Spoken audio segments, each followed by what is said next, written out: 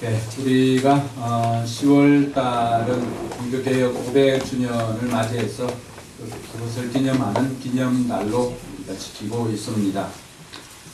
그 가운데 종교개혁 정신을 가지고 계속해서 말씀을 살펴보고 있습니다. 오직 은혜. 오늘은 여러분들과 함께 이 솔라 그라티아, 오직 은혜라고 하는 말씀으로 함께 나누고자 합니다. 지난번까지 솔라 피데, 솔라 스크립투라, 오늘은 솔라 그라티아, 다음 주는 솔리데오 글로리아. 글로리아는 여러분 좀 들어보셨죠? 예, 영광입니다. 우리가 하나님께 영광. 그래서 종교개혁 주간을 맞이해서 500주년을 기념하면서 우리가 무엇을 개혁해야 되는가를 좀 고민하면서 우리의 삶 가운데 종교개혁이 내 삶에 어떤 영향이 있는가 좀 고민하면서 우리도 이 아더튼 테스트, 본질로 돌아가는 그러한 의미 있는 시간들이 되기를 바랍니다. 이 솔라 그라티아는 우리의 구원에 관한 것입니다.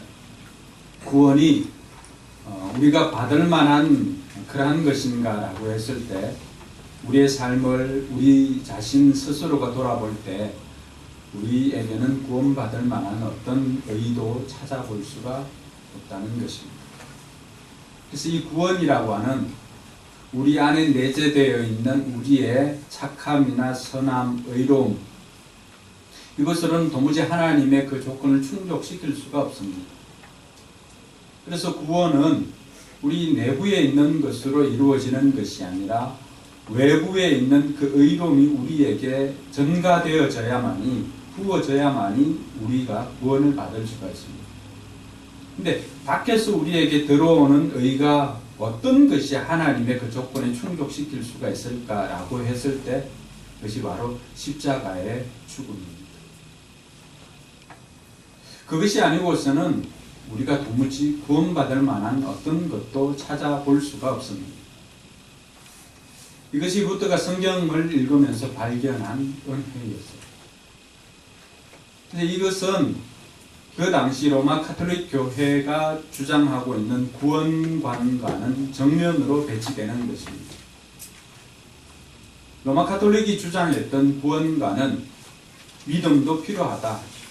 그러나 믿음에 대해서 우리의 선행이 있어야 된다고 이야기를 하였습니다. 그러다 보니까 그 선행을 중보할 만한, 선행을 선행으로 보고 그것을 평가해 줄 중보자들인 수사들이 필요했던 것입니다. 루터는 이것의 정면으로 반박을 했던 것이죠. 오늘날 저와 여러분들이 우리가 주장하고 있는 것도 성경에 나오는 그 진리를 우리가 주장하고 있는 것입니다. 그래서 선행으로 말미암아서 구원 얻는 것이 아니라 선행을 받았기 때문에, 구원을 받았기 때문에 우리가 선한 행동을 하는 것입니다. 그래서 구원을 얻는 데 있어서 선한 행동은 조건이 아니라 결과라고 하는 사실을 루터도 이야기할 뿐만이 아니라 성경이 오늘 우리에게 가르쳐주고 있는 진리입니다. 오늘 우리가 읽었던 본문이 바로 그 내용들을 가장 잘 나타내주고 있는 본문입니다. 여러분, 우리가 은혜라고 이렇게 했을 때 교회에서 또 성도들이 가장 많이 사용하고 있는 단어가 은혜 아닙니까? 은혜의 뜻이 무엇일까요? 그리고 어떤데 설교를 듣고 나가면은 은혜 많이 받았습니다. 우리 교회는 뭐 그런 성도들 별로 없습니다만 다른 데 가면 은혜 많이 받았습니다. 진짜 은혜 받아서 그런 건지는 모르지만 은혜 많이 받았습니다. 아이고 하나님 은혜다. 우리가 일상 가운데 은혜라고 하는 말을 참 많이 사용하지 않습니까? 그 은혜라고 하는 뜻이 뭘까요? 그 은혜라고 하는 뜻을 살펴보면은 도저히 받을 자격이 없는 자를 하나님께서 불쌍히 여겨서 우리에게 위험에서 건져주거나 우리에게 주는 선물입니다. 그래서 은혜를 우리가 원어로 이렇게 보면 카리스라고 그렇게 표현을 합니다. 카리스. 우리가 우리 자신들을 제대로 알지 못하면 이 은혜라고 하는 단어조차도 우리가 오해할 가능성이 많이 있습니다. 이 은혜가 아닌 것은 대부분이 자격이고 대가고 뇌물이고 그렇습니다. 우리가 우리 자신들을 돌아보았을 때 일면 괜찮은 면도 있지만은 그러나 우리 내면을 돌아보면은 내가 하나님의 자녀답게 내가 하나님의 자녀다운가라고 했을 때 우리 내면을 보면은 그럴 때보다는 그렇지 않을 때가 더 많이 있습니다. 또 우리 자신을 분명하게 아는 것이 필요합니다. 내가 내 힘으로 살아갈 수 있는 존재다. 이 세상을 내가 내 힘으로 살아갈 수 있는 존재라고 생각한다면은 이 은혜라고 하는 단어는 우리와 어울리지 않습니다.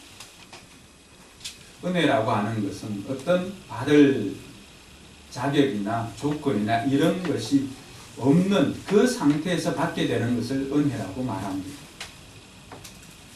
그래서 은혜 있는 사람들의 삶을 보면 대부분 겸손합니다.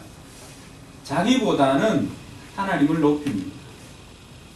그러나 은혜가 없는 사람들을 보면은 은혜를 받지 못한 사람들을 보면은 그 사람들은 하나님보다는 자기를 내세웁니다. 내가 잘났어.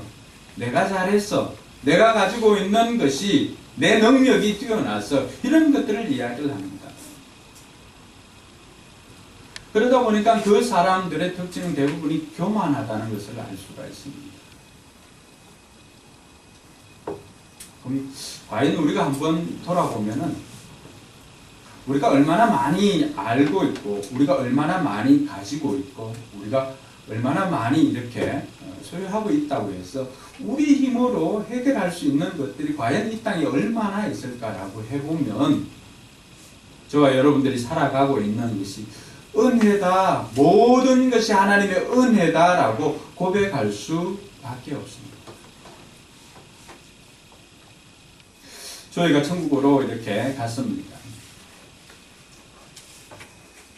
여러분들이 오늘 생명을 가지고 이 자리에 오게 된 건 여러분 당연히 나는 생명 받아야지 오늘 당연히 살아가야 할지 라고 하는 근거가 어디에 있습니까?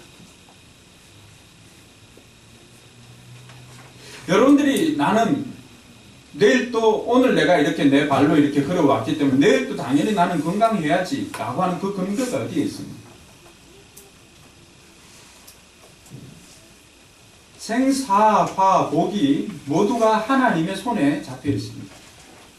하나님께서 오늘이라고 하는 이 선물을 우리에게 주지 않는다면, 주지 않았다면 여러분들이 여러분의 생명을 여러분들 스스로가 유지할 수가 있습니다.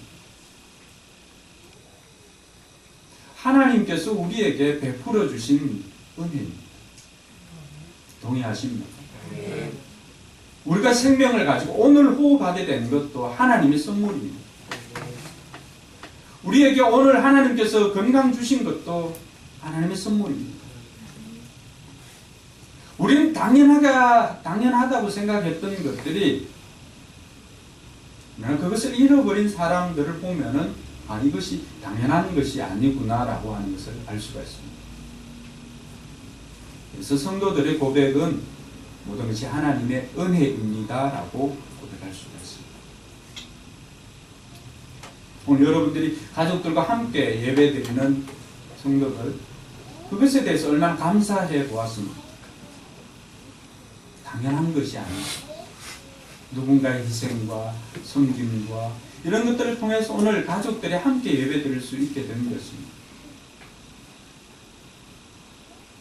그래서 그 사람들은 그것에 감사할 수가 있어야 되고 또 함께 드리지 못하는 가족들이 있는 그 가족들을 위해서 중보 기도하면서 우리 모든 성도들이 함께 가족들이 예배할 수 있도록 기도하는 그런 성도들이 되기를 주님의 이름으로 축복합니다. 네. 우리가 계속해서 살펴보았지만 왜 구원이 이 은혜로만 우리에게 주어져야 되는가? 오늘 읽지는 않았지만은 2장 1절에 보니까 우리의 이전의 상태를 설명해 주고 있는 중요한 단어들이 나옵니다. 같이 한번 읽겠습니다. 여러분 전에는 하늘과 죽었던 사람들입니다. 우리의 신분이 어떤 사람이라고 하는 것입니까? 전에는 허물과 죄로 죽었던 사람입니다. 자, 아무리 우리가 문학적인 소양이 없다고 해도 과거, 현재, 미래에 사용되어지는 단어들은 알고 있잖아요. 그렇죠? 허물과 죄로 죽었던이에요. 그럼 언제적 이야기예요? 과거지요, 과거. 우리는 지금 살아 호흡하고 있지만 이전에는 우리가 허물과 죄 때문에 죽어 있었던 존재라고 그렇게 말하고 있습니다. 내가 이렇게 살아있는데 무슨 죽었다고 이야기하십니까? 라고 반문할 수가 있겠지만은 이때의 죽음은 우리의 영혼의 죽음입니다. 우리의 심령 속에 예수 생명이 있지 않는 한 우리의 영혼은 죽어 있습니다. 그 영혼이 죽었다는 것은 하나님과 우리와의 관계가 단절되어 있는 것입니다. 하나님의 그 어떤 것도 누릴 수 없는 존재, 바로 그것이 영혼이 죽어 있는 존재입니다. 저와 여러분들은 이전에는 하나님과 관계없는 삶을 살았습니다. 그래서 그때의 삶을 2절에 보니까 그렇게 이야기를 합니다. 그때 여러분은 허물과 죄 가운데서 이 세상의 풍조를 따라 살았고, 그럼 우리 마음에 하나님이 계시지 않고 우리의 영혼이 죽어 있으니까 우리는 하늘 백성이 아니기 때문에 어떻게 살아갑니까? 이 세상의 풍조를 따라 살고, 이 세상의 풍조가 뭡니까? 세상 가치관으로 살아간다는 것입니다. 하나님께서 우리에게 부여해 주시는 그 가치관으로 살아가는 것이 아니라 세상 사람들이 이야기하고 있는 세상의 가치관으로 살아가는 존재가 바로 저와 여러분들이었다는 것입니다. 우리는 영혼의 소중함을 생각하지만 세상은 뭘 소중하게 생각합니까? 세상은 돈을 소중하게 생각합니다. 새벽 기도 때도 우리가 살펴보았지만 어떤 귀신 들린 아이가 있었습니다. 이 아이는 점을 봐주는 것으로 자기를 고용한 주인에게 돈을 벌어주는 아이였습니다. 주인으로서는 이 아이 때문에 돈을 벌 수가 있으니까 얼마나 좋았겠습니까? 그러니까 이 아이의 삶을 한번 생각해 보았습니까? 자기 뜻대로 할 수 있는 것이 아무것도 없었지 않습니까? 귀신에게 사로잡혀 있고, 그러니까 영적으로 육적으로 얼마나 고달픈 인생을 살았겠습니까? 어느 날 그곳에 바울 일행이 그곳에 선교하기 위해서 찾아왔습니다. 귀신들도 하나님의 사람들은 알아봅니다. 그래서 귀신같이 안다라고 하는 것이 바로 그러한 이유이기도 합니다. 그런데 계속해서 귀신들도 하나님의 사람을 알아보지만 이 귀신 같은 믿음은 뭐가 없을까요? 알기만 합니다. 그냥 알기만 하는 거예요. 알았으면 어떻게 해야 돼요? 삶을 돌이켜야 되잖아요. 바꿔야 되잖아요. 행함이 없습니다. 그러니까 알기만 하고 그치니까 어떻게 합니까? 오히려 하나님의 사람을 괴롭게 합니다. 여러분, 자녀들이 알기만 하고 행동을 바꾸지 않으면 어떻게 될까요? 여러분 부모님 마음은 어떻게 될까요? 부모님 마음이 아니라 손이 자동적으로 반응을 하죠. 그렇지 않나요? 여러분들은 매로 다스리지 않았나 보네요. 그러니까 알고만 있는, 하나님의 사람을 괴롭게 하였던 이 아이를 바울이 예수 그리스도의 이름으로 악한 것을 쫓아냅니다. 그를 사로잡고 있었던 악한 것이 떠나갑니다. 우리가 생각할 때는 이 아이가 얼마나 자유함을 누렸겠습니까? 그동안에 자기를 묶고 있었던 이 모든 묶임을 예수 그리스도의 이름으로 다 풀어주었습니다. 우리가 생각할 때 너무나 감사한 일 아닙니까? 그렇게 해서 바울과 실라를 찾아서 잔치를 벌였으면 다행이지만 그런 일은 일어나지 않습니다. 오히려 이 여자아이를 고용해서 돈을 벌었던 점집 주인은 어떻게 됐을까요? 자기들의 이익이 끊어짐을 보고 바울 일행을 매질을 하고 그리고는 감옥에 가두어버립니다. 여러분들은 이것이 바로 세상의 풍조를 따르는 것과 하나님의 뜻을 따르는 것의 극명한 대조입니다. 우리가 생각할 때는 한 영혼이 자유함을 누리는 것이 우리에게는 잔치가 벌어질 일이지만은, 그러나 세상 사람들은 그것이 아니라 돈을 쫓는 그들은 이익이 끊어짐을 보고 오히려 이들을 매질을 하고 옥에 가두는 일. 이것이 세상 풍조를 따르는 사람들의 특징입니다. 오늘 주일날 여러분들이 이곳에 나왔지 않습니까? 참 감사한 것은 우리 박준호 성도님 나온 지 얼마 되지 않았지만은 가게를 인수하고 주일을 지키니까 그곳에서 함께하던 우리 송권사님과 오늘 예배에 나옵니다. 이게 얼마나 소중한 일입니까? 그러나 전에 이 세상의 풍조를 따랐던 우리 박준호 성도님은 그런 사람이 아니었어요. 그죠? 주일날에도 이 문을 열면 한 푼이라도 더 벌고 해가지고 했던 그런 사람 아닙니까? 전에는. 그래서 성경 그때에 이렇게 이야기합니다. 우리도 이전에는 다 그런 사람들이었습니다. 이 세상의 풍조를 따라 살았고, 한 걸음 더 나아가서는 그때 우리를 지배하고 있었던 영은 무엇이었을까요? 공중의 권세를 잡은 통치자. 이 세상을 주관하는 어둠의 세력이었습니다. 그 안에 예수 생명이 없는 사람들은 영혼이 죽어 있으니까 그들을 움직이고 있는 것은 하나님의 명령을 듣고 움직이는 것이 아니라 사단의 놀이개가 되어서 움직이고 있는 것입니다. 그래서 세상에서 일어나고 있는 일들이 뭡니까? 요즘 여러분들 정말로 뉴스를 보기가 두려운 시대에 우리가 살아가고 있지는 않습니까? 왜 그러한 일들이 일어날까요? 이 1.3%를 주관하고 있는 게 뭘까요? 인간과 짐승을 나누는 그 기준의 1.3%가 어디에서 비롯되었을까요? 그는 공중권세 잡은 자들의 그 명령을 받고 행동을 하기 때문에 그렇습니다. 우리도 이전에는 우리가 인지하지 못하는 가운데 우리도 사단의 종노릇을 하며 살았습니다. 그러니까 우리가 가는 곳은 어떤 일이 일어납니까? 평화가 일어나는 게 아니죠. 다툼이 일어나고 시기, 질투 이런 일들이 왜 일어납니까?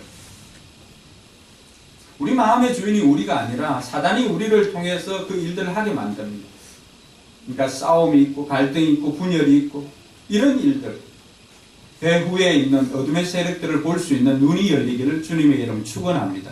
그래서 바울이 에베소 6장에서 뭐라고 말합니까? 우리의 싸움은 혈과 육에 대한 것이 아니라고 하잖아요. 설령 여러분들 부부싸움 하거나 이렇게 할 때도 잘 봐야 됩니다.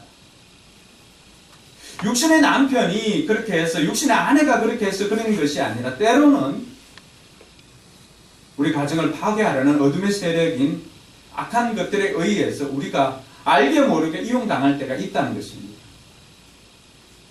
그럴 때는 그 동기와 목적을 항상 살펴보시기 바랍니다.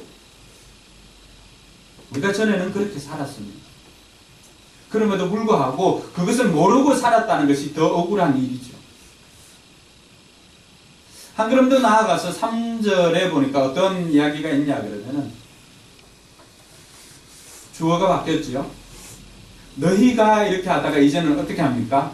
3절에 보니까 우리도. 이것은 우리로 하여금 뭘 느끼게 하라는 겁니다. 우리도 여기에 들어와 있다고 해서 먼저 들어왔다고 해서 함부로 저 사람들을 평가하거나 판단하지 말라는 것입니다. 우리도 전에는 어떤 사람이라고요? 똑같은 사람이었다는 것입니다. 그래서 교회 공동체 안에서는 교회가 병원인 것을 생각을 할 필요가 있습니다. 작은 것 하나 해도 크게 기뻐해 주는 것이 우리 공동체가 되어야 합니다. 그렇지 않으면 아니 왜 저것도 못해? 왜 저 정도밖에 안 돼? 늘 평가하고 판단하기가 쉽습니다. 그러나 교회가 병원이라고 생각을 하면 어떻습니까? 방구를 끼워도 정말 얼마나 귀한 것입니까? 여러분 혜민이 병원에 안 있어봤지? 그 소중함을 몰랐어 그래. 그게 안 나오면 나올 수가 없다니까. 먹을 수가 없어요. 소중한 집사님 맞죠? 그럼 그렇게 간절히 방구를 기다린 적이 있습니까? 그러니까 우리가 작은 것 하나 이것을 모르면은 우리는 쉽게 다른 사람을 평가하고 판단합니다. 우리 공동체는 우리도 전에는 그런 사람들이었다는 것을 깨닫는 은혜가 있기를 바랍니다. 그러니까 개구리가 무엇적 생각 못한다고요? 예. 우린 다 잊어버리는 은사들이 있어가지고 자기가 옛날에 어떤 사람이었다는 걸 도무지 모르고 살아갑니다. 그러다 보니까 처음 들어온 사람들을 함부로 평가하고 판단하기가 십상입니다. 특별히 군에 가면 그런 일들이 더 많아지죠. 자기네들이 언제 거기에 새우깡을 2개, 3개 얹었다고.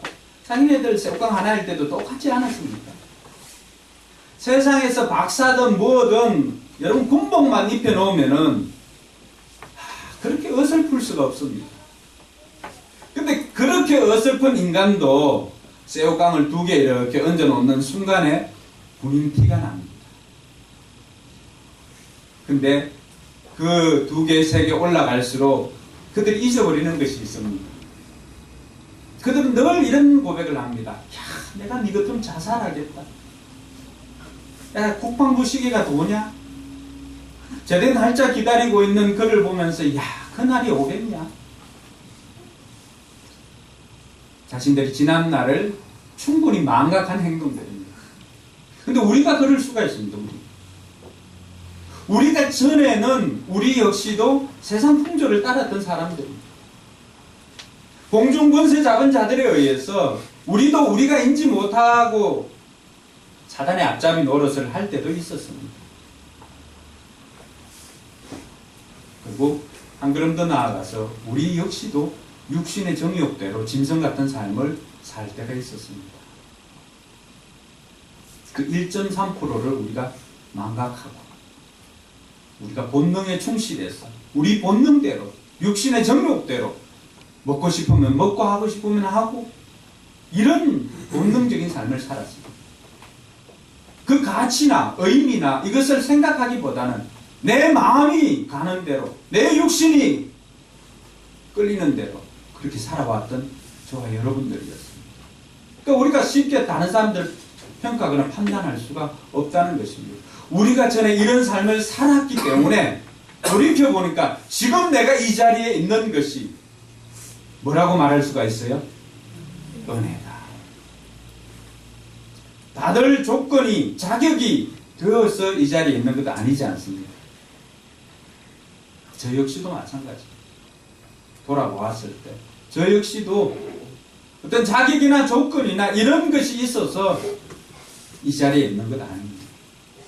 물론 신학적인 조건은 갖추어야만이 목회자가 될 수가 있기 때문에 그 조건은 갖추었지만 그러나 하나님 앞에 하나님의 자녀로서 저 역시도 하나님의 한 사람의 하나님의 자녀로서 설 수 있는 것은 전적인 하나님의 은혜였습니다. 저도 청소년 시절을 보낼 때 우리 동네 교회가 늦게 들어왔지 않습니까? 제가 중학교 때 초가집에 들어왔습니다.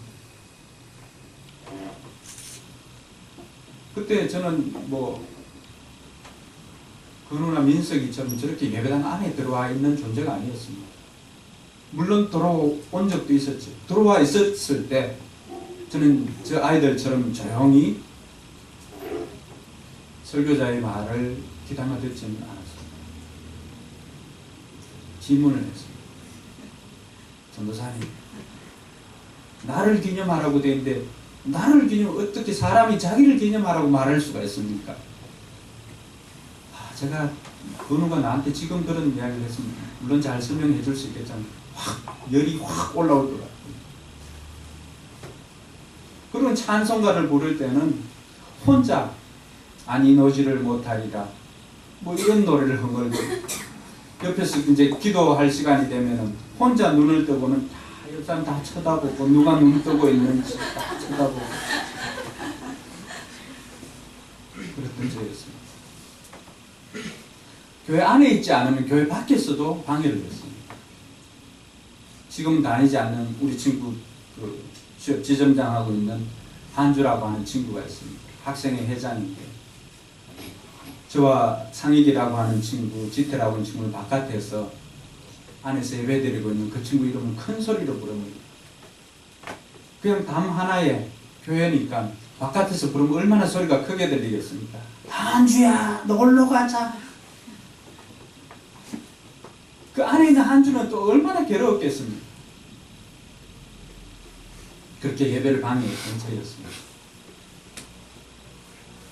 그것이 얼마나 큰 죄인가는 제가 신앙생활을 하고 목회자가 되어보니까 그게 얼마나 큰 죄인지를 알게 됐습니다.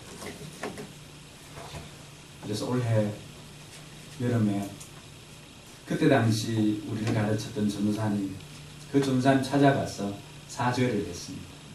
저는 죄송합니다. 더 놀라운 것은요, 그 목사님이 제가 지금은 대구에서 목회하시는데 찾아가겠다고 하니까 얼마나 좋아하시는지, 제가 이제 내려갈 때 전화를 드리겠습니다 하고 했었는데 이분이 새벽부터 어디를 가지를 못하는 거예요. 얘가 언제 오는가 싶어서, 제가 언제 내려오는가 싶어서. 그렇게 하고는 운동 갔다 목욕하고 이렇게 기다려야 되는데 뭐 제가 언제 내려온지는 모르고 새벽부터 제가 찾아간 그 오후 시간 늦게까지 계속해서 어디를 가지를 못하고 기다리고 있었습니다. 얼마나 좋아하는지. 가니까 너무너무 좋아했어요. 그래서 그때는 정말 죄송했노라고 용서를 구했습니다. 그러니까 지금 변화된 이 모습을 보고 너무 기뻐하는 것을 봤습니다. 사랑하는 성도 여러분, 우리가 누구를 평가하고 판단할 수 있는 그런 존재가 아닙니다. 우리 역시도 과거에는 정말 제대로 알지를 못하여서 그런 삶을 살았던 타락한 존재였습니다. 본능에 이끌리는 대로, 욕심에 이끌리는 대로 그렇게 육신의 정욕으로 살아왔던 우리들이었습니다. 그래서 우리가 어떤 존재인가를 아는 것이 너무너무 중요합니다. 그런 존재였는데 우리에게 베풀어 주신 하나님의 은혜, 그것으로 말미암아서 오늘 저와 여러분들이 이곳에 예배자로 설 수가 있게 된 것입니다. 그래서 오늘 4절에 보니까 우리가 그렇게 그런 악한 존재였음에도 불구하고 오늘 우리가 이 자리에서 하나님을 예배할 수 있게 된 그 근거를 4절이 설명하고 있습니다. 같이 한번 읽어볼까요?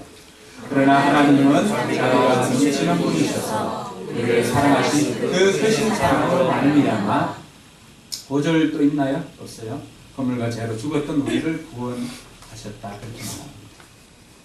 우리가 구원받은 근거는 다른 것이 아니라, 우리에게서 나간 것이 아니라 자비가 넘치는 하나님의 크신 사랑 때문에 우리가 구원받았다고 말합니다. 그러면 하나님의 크신 사랑이 행동으로 나타난 것이 뭡니까? 그게 바로 자기의 외아들이었던 독생자 예수 그리스도를 우리를 대신해서 십자가에 내어주십니다. 감히 우리는 상상할 수 없는 방법입니다. 여러분, 여러분의 문제 해결을 위해서 여러분의 자녀를 내어놓을 사람이 얼마나 있겠습니까? 그것도 그냥 죽음의 자리로 내어놓는 사람이 얼마나 있을 수가 있습니까? 예수님께서 우리를 대신해서 십자가에 죽으시는 것은 예수님의 사랑도 충만하지만은, 그러나 우리를 사랑하는 하나님의 그 사랑으로 말미암아서 예수님께서 친히 그 사랑을 지고 이 땅에 오신 것입니다. 그래서 요한복음 3장 16절은 어떻게 기록되어 있습니까? 요한복음 3장 16절. 암송 못하나요?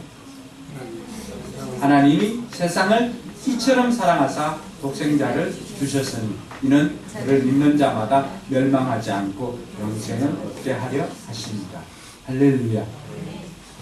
하나님께서 세상을 이처럼 사랑하사. 생각 같아서는 이에다가 막 아주 크게 이 하면서 끝나지 않는, 그러니까 하나님의 사랑을 이렇게 청량할 수가 없으니까. 여러분, 아들을, 독생자를 내어주는 그 사랑을 우리가 어떻게 청량할 수가 있겠습니까? 여러분들을 위해서 독생자를 내어주신 그분이 여러분들을 위해서 무엇을 아끼겠습니까? 생명을 주었는데, 가장 귀한 생명을 주었는데 무엇을 더 아끼겠습니까? 이 하나님께서 저와 여러분들의 아버지가 된다는 사실을 믿으시길 바랍니다. 성도 여러분, 그 사랑이 오늘 저와 여러분들을 이 자리에 있게 만든 것입니다. 우리의 죄보다도 하나님의 사랑이 더 크기 때문에 오늘 우리가 이 자리에 있게 된 것입니다. 하나님께서는 이 구원은 하나님의 전적인 작품입니다. 구속자로 예수 그리스도를 세우기로 작정하셨습니다. 그리고 구원의 방식은 대속이라고 하는 것으로 그 방식을 택하기로 작정하셨습니다. 그리고는 그 혜택을 누릴 사람들은 하나님께서 선택한 모든 사람들에게 우리의 자격 보시지 않고 무조건적으로 줄 것이라고 하나님께서 작정하셨습니다. 그래서 구원은 하나님이 디자인하는 것입니다. 저와 여러분들은 그 디자인하는 것을 믿기만 하면 구원은 우리에게 그대로 그냥 주어진 것입니다. 그래서 성경은 그것을 선물이라고 말하고 있습니다. 우리의 자격이나 조건, 개입할 만한 조금의 여지도 없습니다. 그러니까 우리의 상태를 보면은 우리가 구원받은 것이 뭐예요? 그 기적이죠, 기적. 그렇지 않습니까? 날마다 생각해 봅니다. 나 같은 인간이 어떻게 구원받고 이제는 하나님의 자녀가 되고 목회자가 되었어요. 저는 그 어떤 것보다도 이것이 기적이라고 생각되었습니다. 여러분들은 저보다 좀 나았나요? 여러분들은 여러분의 구원이 당연한 것으로 생각되나요? 우리가 질병에서 나은 것보다도 더 큰 기적이 본질상 진노의 자녀인 저와 여러분들이 구원받은 것 아닐까요? 이 은혜를 받고 이 은혜로 말미암아 구원받은 저와 여러분들이 그럼 어떻게 살면 될까요? 첫 번째는 그 은혜를 잊지 않는 것입니다. 은혜를 잊지 않는 방편이 뭘까요? 성경에는 주로 기억하라, 기념하라 이런 것들이 많이 나와 있습니다. 은혜를 잊지 않는 것. 그것은 감사로 표현하는 것입니다. 왜 달력에 동그라미를 이렇게 칩니까? 그날을 기억하고 기념하기 위함이 아닙니까? 오늘 우리가 받은 것, 우리에게 주어진 것, 당연한 것이 아니라 우리가 감사로 표현한다면 저와 여러분들의 삶은 은혜를 잊을 수가 없습니다. 그래서 정작 여러분들의 생일날 동그라미 쳐져 있는, 물론 여러분의 자녀가 했던, 남편이 기억하라고 크게 이렇게 동그라미를 쳐놨던 어떤 방식이든지 그날은 여러분들이 축하를 받는 그 자리일 수도 있지만 여러분을 낳아준 부모님께 연락을 드리는 날입니다. 생일날은 여러분들이 좋다고 케이크 푹 물고 하는 그 날일 수도 있지만 나 이 땅에 보내준 하나님께도 감사하고 그리고 여러분들을 이 땅에 태어나게 해준 부모님께 감사의 전화를 드리는 날입니다. 은혜로 우리가 이 땅에 태어났습니다. 그냥 태어난 것 아니에요. 물론 여러분 불평할 수 있죠. 왜 나는 저 부잣집에 안 태어나고 여기에 태어나냐. 여러분, 왕이 되려면 왕관을 버틸 힘이 있어야 됩니다. 사극 배우들 한 번씩 그 왕이나 더군다나 전인화 같은 경우는 여왕 뭐지요? 왕부인 이름 뭐지? 왕비. 오케이. 왕비가 되려면 그 왕관을 버틸 그 힘이 있어야 됩니다. 얼마나 무거운지 아세요? 올림머리, 여자분들 올림머리 해봤죠? 올림머리하고 이거 쓰고 하고 하면은 왕관이나 왕비의 관을 쓰려면은 그것을 버틸 목에 힘이 있어야 됩니다. 그렇지 않으면 목 디스크로 다 이렇게 됩니다. 왜 일찍 왕들이나 왕비들이 죽을까요? 죽기를 각오하고 여러분 그걸 써야 돼. 이 목에 힘이 얼마나 있어야 되는지 아세요? 그걸 계속해서 이렇게 쓰고 있다고 한번 생각해 보세요. 키가 안 큰 이유가 있어요. 그래서 없앴잖아요. 지금 그거 쓰고 있다고 생각해 보십시오. 다 정형외과 대박 납니다. 목 디스크, 나는 어디서 시술했다. 그럼 대통령 주치의는 무조건 하고 목 디스크 전문의가 있어야 돼요. 우리는 그것만 기대합니다. 눈에 보이는 거. 그러나 실은 그것을 버틸 힘이 없다면 그것은 우리에게 복이 아니라 저주지요. 그래서 저와 여러분들은 이 은혜라고 하는 것을 잊지 않기 위해서 감사를 표현합니다. 매일매일 하나님, 제가 이렇게 하나님의 자녀된 것 감사합니다. 고백하는 거예요.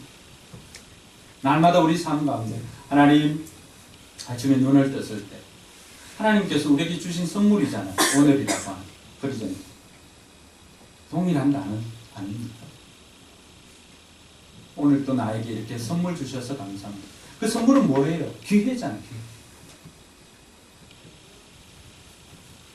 여러분들이 고속도로 휴게소에서 잠을 깨기 위해서 아이와 함께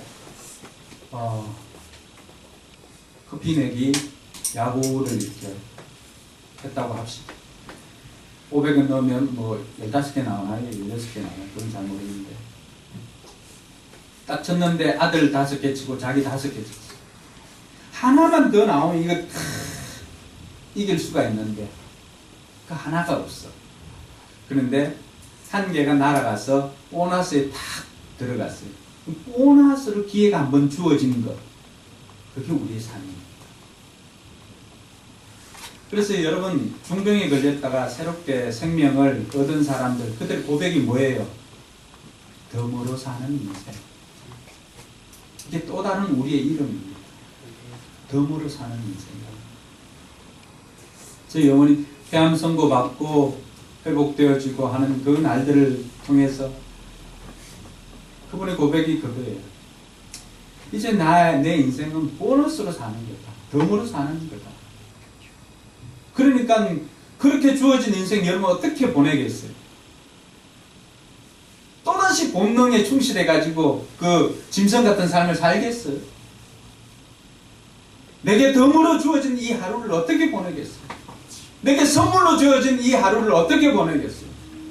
보람되고 가치 있는 일에 보내는 것이 우리에게 은혜를 베풀어 주신 그분께 감사하는 행동 아닐까요?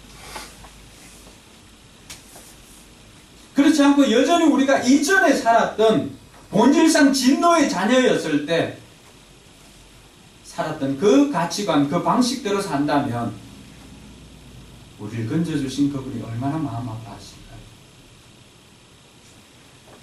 우리가 감사로 사는 것은 하나님께서 나를 이렇게 구원해 주셨구나, 그것을 생각하고 이전의 나를 생각하고 지금의 나를 생각하고 오늘 주어진 이 하루가 하나님께서 내게 주신 선물이구나, 기회이구나 생각한다면 겉으로 보낼 수가 없는 것이죠. 감사로 하루하루를 의미 있게 보내는 저와 여러분들 되기를 바랍니다. 그러니까 그 사람은 교만할 수가 없는 거죠. 자격이 아니니까. 그죠? 둘째로 은혜 받은 사람들은 어떻게 살아야 할까? 세상으로 침투해야 합니다. 세상으로 침투해서 우리가 할 일이 있습니다. 그것에서 우리가 선한 일을 해야 하는 것입니다. 10절 한번 읽어볼까요? 시작. 우리는 하나님의 작품입니다. 선한 일을 하게 하시려고 하나님께서 그리스도 예수 안에서 우리를 만드셨습니다. 하나님께서 이렇게 미리 준비하신 것은 우리가 선한 일을 하며 살아가게 하시려는 것입니다. 구원을 선물로 받은 다음에 우리가 해야 될 일이죠. 선한 일을 하고 구원 받은 게 아니잖아요. 순서 아시겠죠? 구원을 받았으니까 그것에 감사해서 이제 선한 일을 하는 것입니다. 그 선한 일이 무엇입니까? 우리가 구원 받았던 것처럼 우리 역시도 영혼이 죽어있는 그 사람들에게 살기를 가르쳐주는 것, 그것이 우리가 해야 할 선한 일 아닐까요?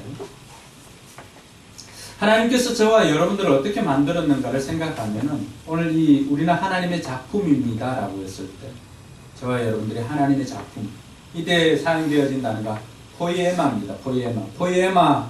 근데 영어로 보면은 이 포이에마에서 나온 아주 중요한 단어가 있습니다. 포엠, 뭐죠? 포엠, 시입니다. 시. 여러분들 하나님이 시입니다. 얼마나 아름답습니까? 그럼 시에 적혀 있는 그 시어들을 한번 이렇게 보았습니까? 물론 어떤 경우에는 거기에 뭐죠? 커피 봉지 뜯는 거 누가 김 부장이 시키거나 이런 그런 시도 있는 걸 보았지만 나태주 시나 이런 시인들이 썼는 시어들을 보면은 예술이죠. 자세히 봐야 예쁘다.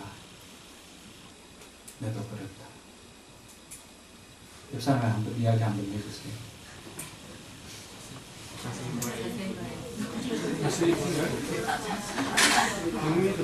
그게 우리 모습이에요. 우리가 현실을 직시해야 돼요. 예? 단번에 보면 예쁘다, 너도 그렇다 이렇게 돼야 되지만 우리 그런 존재가 아니잖아요. 우리 스스로 좀 우리 자신을 좀 깨닫는 게 중요해요. 자세히 봐야 예쁘다. 이 시어 하나하나가 예술 아닙니까? 하나님께서 저와 여러분들 그냥 작품이 아니에요. 포이에마라고 하는 것은 최고의 작품에 붙여주는 이름입니다. 포이에마. 그래서 우리는 저기 앞에다 글자를 붙이잖아요. 하나님의 글자품입니다. 여러분, 이 자연을 보면서 어떤 느낌을 가지세요? 정말로 뛰어난 작품 아닙니까? 사람들이 자연을 보면 감탄을 합니다. 그게 손댈 게 없어요. 손대는 게 저주지요. 오늘 저와 여러분들이 그런 작품입니다. 이 자연을 만드신 동일한 디자이너가 저와 여러분들을 디자인했습니다. 최고의 명품 브랜드 아니에요? 그게 손댄다는 것은 저주입니다.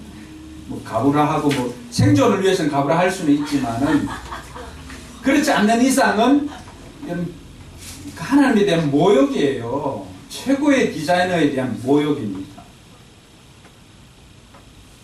우리 스스로 하나님께서 우리를 만들어 주신 것이 최고의 글작품으로 만들어 주었다는 것을 생각하며 감사를 드릴 수 있기를 바랍니다. 당당하게 자부심을 가지고 사세요. 여러분은 하나님의 선물입니다. 저와 여러분들이 이번 한 주간을 보내면서 내가 사는 것이 내가 잘나서 내가 능력이 많아서 이렇게 사는 게 아니구나. 모든 게 하나님의 은혜입니다. 고백하면서 감사로 또 선한 일을 행하며 사는 저와 여러분들이 주님의 이름으로 축원합니다. 기도하겠습니다. 여러분 돌아보면서 하나님의 은혜를 생각하기를 바랍니다. 우리가 찬양했던 것처럼 나를 지으신 이가 하나님, 나를 부르신 이도 하나님, 나를 보내신 이도 하나님, 나의 나 된 것은 다 하나님의 은혜다라고 합니다. 우리에게 베풀어 주신 모든 것이 은혜임을 고백하며 감사로 하나님 앞에 나아가며 이번 한 주간 베풀어 주신 은혜에 감사하면서 내가 어떻게 해야 할까 생각하면서 하나님 앞에 기도하며 결단하기를 바랍니다.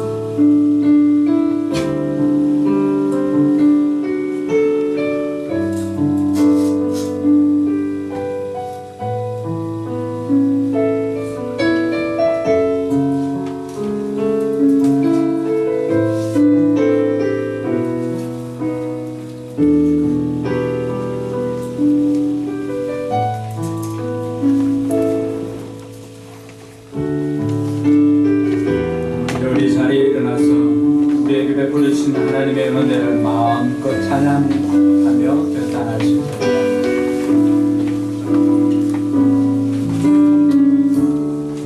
나를 지으신 이가 하나님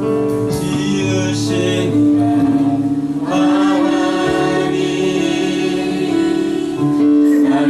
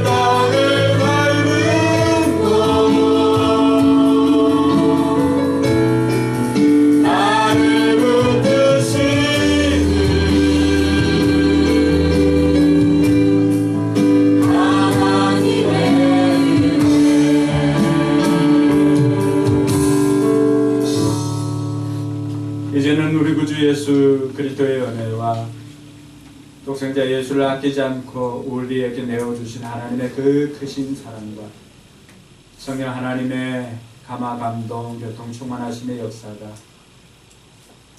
은혜를 잊지 않고 감사를 표현하며 살고 선한 일을 행하기로 결단하는 우리 모든 성도들 머리 위에와 저들의 삶의 현장과 우리 교회 위에 이제부터 영원토록 함께 있을지어다. 아멘.